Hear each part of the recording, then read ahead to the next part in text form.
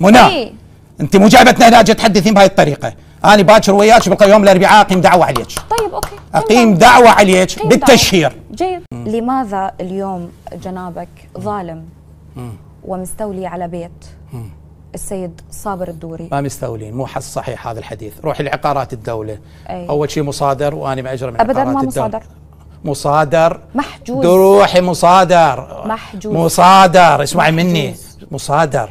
انت لو فعلا ذكيه كان طبيتي لعقارات الدوله، كان قلتي لهم هذا البيت مصادر لو مو مصادر؟ محجوز. ما محجوز، هذا جيبي لي ما يثبت هسه دزك الوصف. ما محجوز، مصادر، كل املاكه مصادره. اسمعي مني، انا اليوم يجون العتاقه يقعدوا لي باليرموك ما اخليهم لهذا السبب منطقه محترمه، مو يجيني واحد ما اعرف منو ويجي يقعد بي. منو العتاقه؟ اول شيء انا ماجره من عندهم رسمي. اسمعي مني. انا ماجره بال 2016 منهم. زين. فوجئت واذا اجاني عقارات الدوله قالوا هذا البيت مصادر ابدا ولازم تدفع. جاي اقول لك مصادر. انت لو ذكيه كان رحتي لعقارات الدوله وافتهمتي بهذا الموضوع. ليش تتجاوز اليوم؟ مو اتجاوز، مو طريقه تحدثين بها مو صحيحه. سيطر على اعصابك. لا عادي. سيطر على اعصابك. ما كلش عادي. هذا الموضوع. اسمعي مني منى، سيطر على اول شيء انت بهذه الطريقه هذا اتهام وتشهير. لا اذا طلع خارج اللي جاي اقول لك عليه. نعم.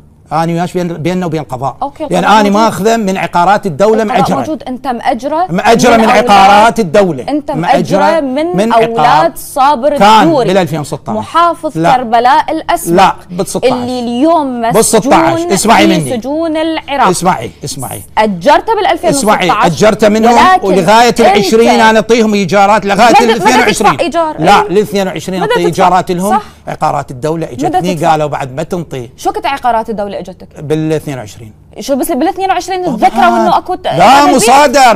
بدات العقارات الدوله تشتغل بشكل صحيح. بدت لو انت نبشت ورا البيت. ماكو حكي انا نبش. انا دوله اجتي ابويا. انت هاي معلوماتك ترى مو صحيحه ودخلك بخانه التشهير. اجيب ما يثبت انه انا ماخذه من عقارات الدوله. انت جايبتنا هنا بهالطريقه تحدثين؟ اصحاب البيت ما تتحدثين بهالطريقه. اصحاب البيت عندك شيء تروحين لعقارات الدوله. اصحاب البيت يريدون البيت مالتهم. اسمعي مني منى، انا هاي راح اقيم دعوه عليك. اي اوكي. واثبت انه انا كلامي صح من عندك. واللي غذاك بمعلومه هذا واحد جاهل ما يفتهم. ابدا يروح للدوله. انت جايبتني هنا نتحدث عن سياسه بلد ودوله وش راح يصير، مو جايتني بهالطريقه الخاصه. المفروض هاي امور خاصه. السياسي لا لا يظلم احد. سياسي ماكو حكي. لا تحكي. المفروض السياسي لا يظلم احد. منى انت دا تظلم اولاد صابر الدوري. ماكو ظلم. انا ماجره من عندهم ورا ما اجرته من عندهم عقارات الدوله. اسمعي مني.